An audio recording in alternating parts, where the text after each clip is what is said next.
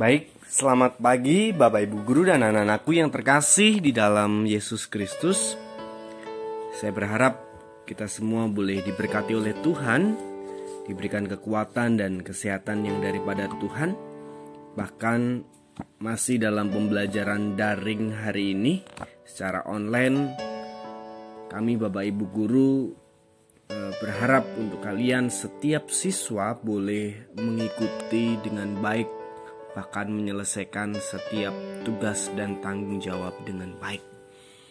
Mari kita bersatu di dalam doa, bahkan bersaat teduh sebelum masuk dalam renungan pagi hari ini. Mari bersaat teduh di hadapan Tuhan. Amin. Firman Tuhan terambil dari Matius pasal yang kelima, ayat yang kelima. Demikian firman Tuhan. Berbahagialah orang yang lemah lembut, karena mereka akan memiliki bumi. Masih dalam satu tema di bulan ini tentang lemah lembutan atau lemah lembut. Ada satu kisah yang saya akan bacakan,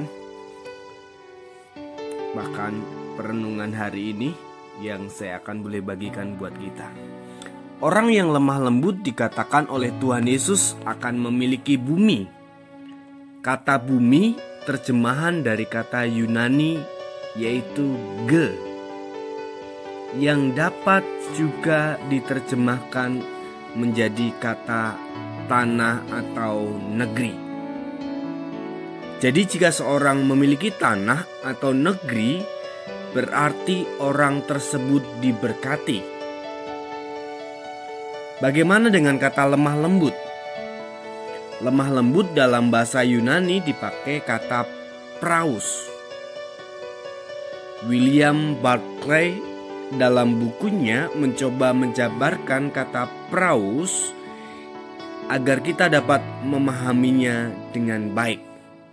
Pemahaman yang pertama, dengan mengutip pendapat Aristoteles, lemah lembut sama dengan kebajikan. Kebajikan berada di antara dua ekstrem, yaitu terlalu banyak dan terlalu sedikit. Dia terletak di tengah-tengah, tidak lebih dan tidak kurang. Terkadang disebut dengan istilah the happy medium. Sebagai bentuk kebajikan, itu berarti lemah lembut terletak di antara sifat pemarah yang berlebihan dan sifat pasif tidak pernah marah. Dalam perjanjian lama, Musa dikatakan orang yang lemah lembut. Tetapi suatu kali ketika turun dari gunung Sinai sambil membawa dua loh batu, menjadi sangat marah karena melihat bangsa Israel yang menyembah patung anak lembu emas. Bahkan marahnya si Musa, dia melemparkan kedua loh batu tersebut sampai pecah. Bapak Ibu Guru dan anak-anakku yang terkasih dalam Yesus Kristus, Tuhan Yesus berkata bahwa kita harus belajar darinya, karena dia adalah pribadi yang lemah lembut.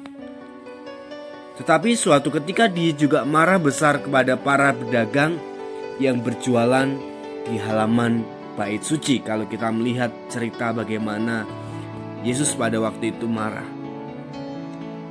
Kita boleh marah, tetapi marahlah pada waktu dan dengan alasan yang tepat. Seringkali kita marah pada waktu yang tidak tepat karena tidak bisa mengendalikan emosi.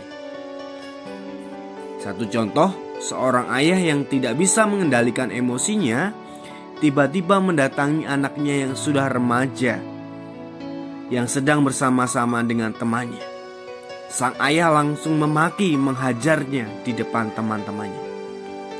Bukankah kemarahan yang seperti ini hanya akan menorehkan luka batin dan hilangnya harga diri si anak di depan teman-temannya? Itu yang pertama. Yang kedua, pemahaman yang kedua adalah kata praus tadi. Digunakan untuk binatang yang sudah jinak, sehingga tunduk sepenuhnya kepada pemiliknya. Binatang yang sudah dijinakan ini berada di luar tabiat asli mereka dan mampu mematuhi semua perintah. Lalu pemahaman yang ketiga, kata praus di dalam bahasa Yunani sering dikontraskan dengan kata sombong. Jadi dengan kata lain, lemah lembut dapat berarti rendah hati. Tuhan sangat membenci kesombongan. Awal kejatuhan manusia, kalau kita ingat, ketika Adam dan Hawa sombong pada waktu itu dan tidak mau taat kepada perintah Tuhan. Bapak Ibu Guru dan anak-anakku yang terkasih dalam Yesus Kristus, hari ini diingatkan kembali, mari kembangkan praus dalam hidup kita. Marah pada tempat, waktu dan alasan yang tepat. Koreksi diri, apakah kita sudah benar-benar menjinakkan tabiat yang tidak baik dalam diri kita, dan akhirnya menjadi pribadi yang rendah hati, tidak sombong, bahkan lemah lembut di hadapan Tuhan. Mari bersatu di dalam doa. Tuhan Yesus yang baik, terima kasih buat renungan hari ini. Engkau boleh mengingatkan untuk setiap kami menjadi pribadi yang lemah lembut. Bahkan ajari kami boleh melakukan dalam hidup kami hari lepas hari. Berkati pembelajaran kami dalam pembelajaran daring yang hari-hari ini masih kami lakukan. Biarlah Tuhan terus memampukan kami, menjadikan setiap siswa SMI Immanuel menjadi orang-orang yang bertanggung jawab. Berkati juga dalam masa pandemi COVID-19 yang masih terus terjadi, Tuhan yang terus boleh memulihkan keadaan, bahkan memulihkan keadaan ini supaya cepat berlalu dan kami boleh bertemu di sekolah ini. Terima kasih Tuhan, ini doa dan syukur kami dalam nama Tuhan kami Yesus Kristus.